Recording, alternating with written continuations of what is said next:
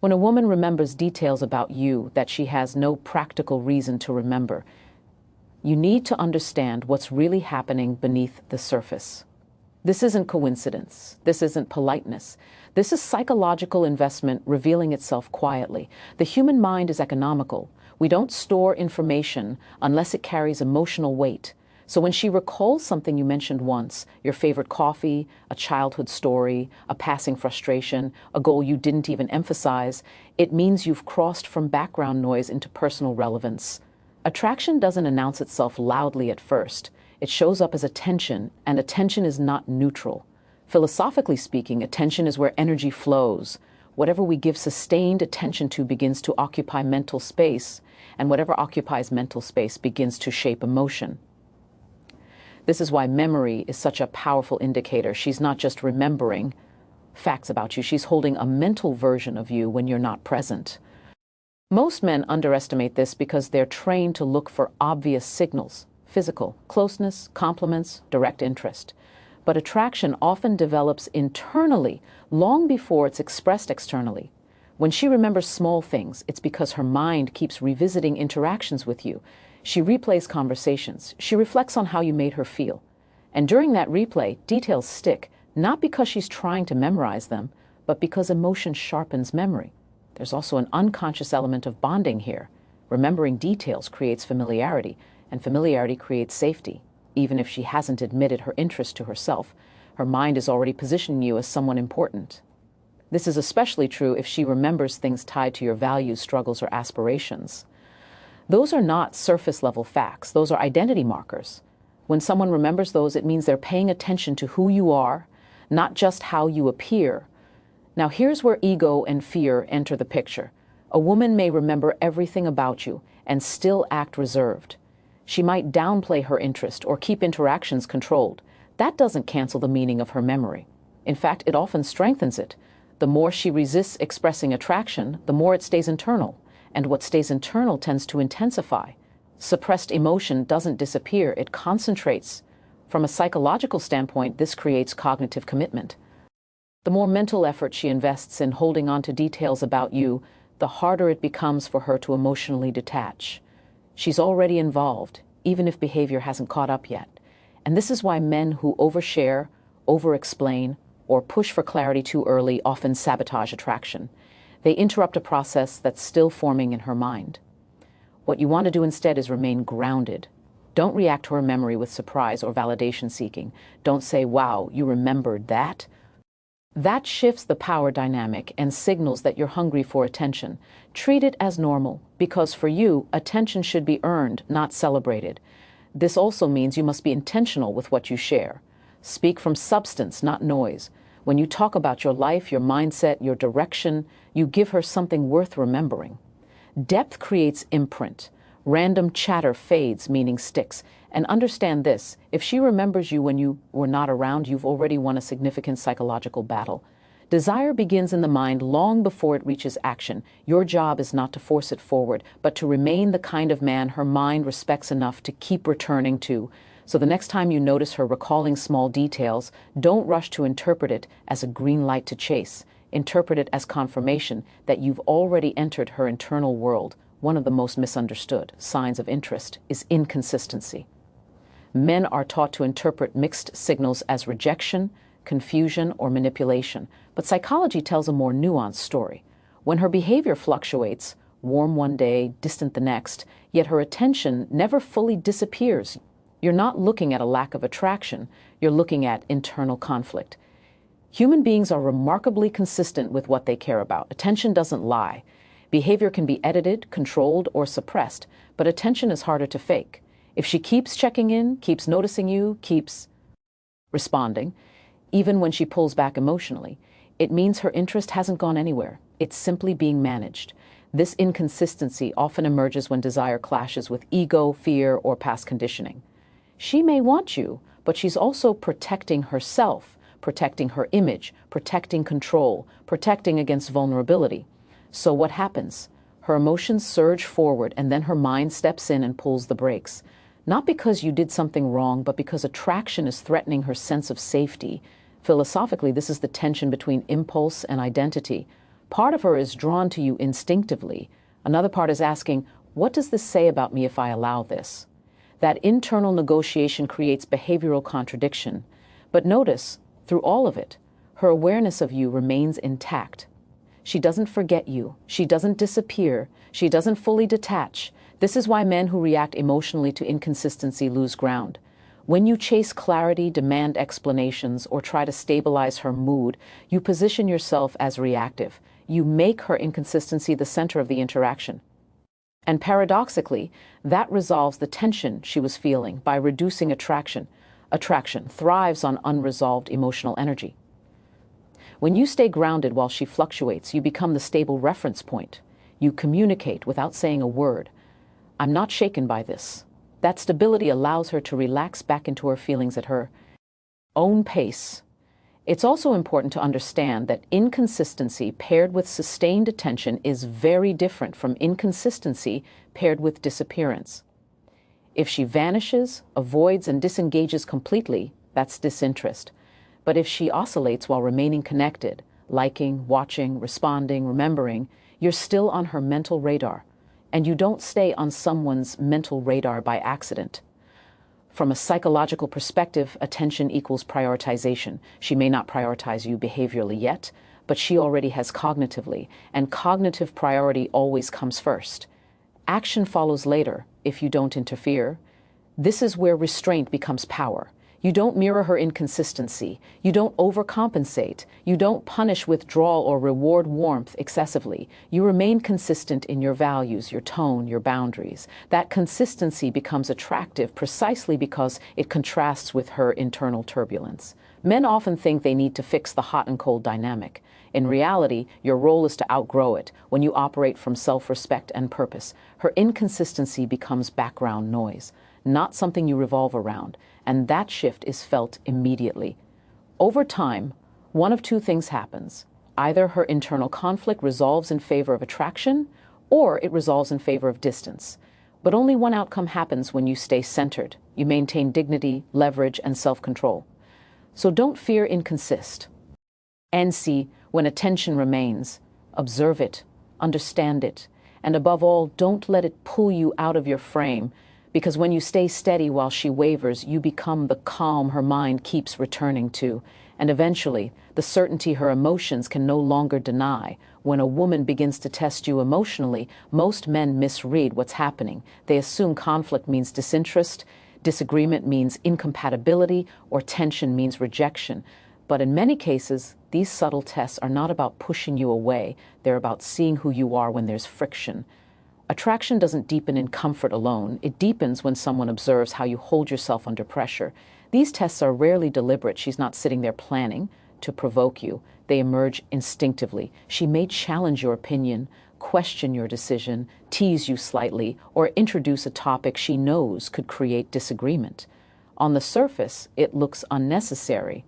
Beneath the surface, it's diagnostic. She's assessing emotional strength, self-trust, and boundaries. Psychologically, this is rooted in safety. A woman doesn't open herself emotionally to a man she can easily destabilize. If a slight disagreement causes you to over-explain, defend yourself aggressively, seek approval, or withdraw, her attraction weakens. Not because you're wrong, but because emotional volatility signals uncertainty. Stability, on the other hand, signals leadership. From a philosophical angle, a track. Tian moves toward coherence. A man who knows who he is doesn't need consensus to feel validated. So when she tests you and you remain calm, grounded, and articulate without needing to win, you demonstrate inner alignment. You're not reacting to protect your ego. You're responding from conviction. Many men fail here because they mistake composure for passivity. They either become combative or overly agreeable. Both responses communicate insecurity. The combative man is threatened. The agreeable man is seeking acceptance. Neither is attractive. The man who stands in the middle, clear, relaxed, unshaken, creates polarity. There's also a deeper layer to these tests. When she challenges you, she's creating a micro-risk. She's stepping slightly outside comfort to see what happens. If you collapse emotionally, she learns it's unsafe to express herself honestly around you. If you handle it with ease, she learns she can be real without destabilizing the connection. That realization is powerful. This is why emotional tests often increase as attraction grows. The more she feels something, the more she wants reassurance that the man she's drawn to can handle depth, not just romance, but disagreement, complexity, and emotional weight. Passing these tests doesn't require clever responses. It requires emotional maturity. Notice how the dynamic shifts when you don't take the bait. You listen fully. You acknowledge her point without surrendering your own. You speak calmly, even humorously. You don't rush to prove yourself. That restraint communicates abundance. It says, I don't need your approval to know my value. And paradoxically, when you stop trying to impress, you become impressive. Another mistake men make is interpreting these tests as disrespect. In reality, indifference shows up as politeness without engagement. Tests show investment. She wouldn't bother challenging someone she didn't care about. Emotional neutrality doesn't provoke response. Interest does. Your role is not to dominate the interaction, but to remain sovereign within it. You don't need to win the exchange. You need to stay intact. That's what she's watching for. Over time, if you consistently pass these tests, something shifts in her. The tension relaxes. The challenges soften. Trust begins to replace uncertainty. And once trust and attraction intersect, resistance fades. So the next time she challenges you, don't rush to fix the moment. Don't defend your worth. Don't shrink or escalate. Stand where you are. Speak from clarity. Let her see that you don't lose yourself when things get uncomfortable. Jealousy is one of the most revealing emotions precisely because it exposes what someone feels ownership over in their mind. And when a woman shows subtle jealousy while insisting she doesn't care, you're witnessing a contradiction between emotion and ego. That contradiction only exists when attraction is present but unadmitted. Most men expect jealousy to look dramatic, questions, accusations, obvious discomfort. But mature or guarded attraction doesn't express itself that way. It leaks out instead. A change in tone when another woman enters the conversation, a sudden withdrawal of warmth, a sarcastic comment disguised as humor, an indirect question that seems casual but isn't. These are not random behaviors. They are emotional reflexes. Psychologically, jealousy is rooted in imagined loss. You don't feel jealous over something you don't feel connected to. Friendship doesn't create possessiveness. Attraction does. Even when she hasn't claimed you, her mind may already be running scenarios where you matter. And when another woman appears, that imagined bond feels threatened, even if she has no right to feel that way yet. That's where ego steps in. Admitting jealousy would mean admitting desire, and admitting desire would mean admitting vulnerability. So instead, the emotion is denied, minimized, or redirected. I don't care. Do whatever you want. She seems nice. These statements are not indifference. They're defense mechanisms. From a philosophical perspective, jealousy reveals attachment before commitment. The heart arrives before the words do. And when the heart arrives early, the mind scrambles to maintain control. This is why jealousy often appears before a woman openly expresses interest. Her emotions are ahead of her decisions. The mistake men make here is confronting it directly. Calling out jealousy, teasing it aggressively, or seeking reassurance shifts the dynamic in the wrong direction. It puts her in a position where she has to either admit feelings she's not ready to own or shut down further to protect herself. Neither outcome serves you. The stronger move is neutrality. You don't provoke jealousy intentionally, and you don't react to it emotionally. You observe it without feeding it. When you stay calm and unbothered, you communicate that you are secure, and security is what allows her to stop resisting her feelings. There's also a deeper signal hidden here. When she shows jealousy subtly, she's not just revealing attraction. She's revealing imagined exclusivity. She hasn't negotiated it with you yet, but she's already feeling it internally. That means her emotional investment is growing ahead of structure. And this is why overreaction kills attraction. If you start explaining yourself, reducing contact with others to soothe her, or seeking approval, you collapse the polarity. You become reactive to emotions she hasn't even admitted. That weakens respect. Instead, you stay consistent. You don't punish the behavior. You don't reward it. You simply remain the same grounded man you were before. That steadiness forces her to confront her own feelings without you needing to say a word. Over time, unresolved jealousy doesn't disappear. It demands resolution. And resolution only comes in two forms: emotional detachment or emotional honesty. If you remain self-directed and calm, detachment becomes difficult. Honesty becomes inevitable. This is why subtle jealousy is not a red flag. It's a signal. not to act on, but to understand. It tells you her emotions are ahead of her courage. So don't chase reassurance, don't test her further, don't confront what she's not ready to name.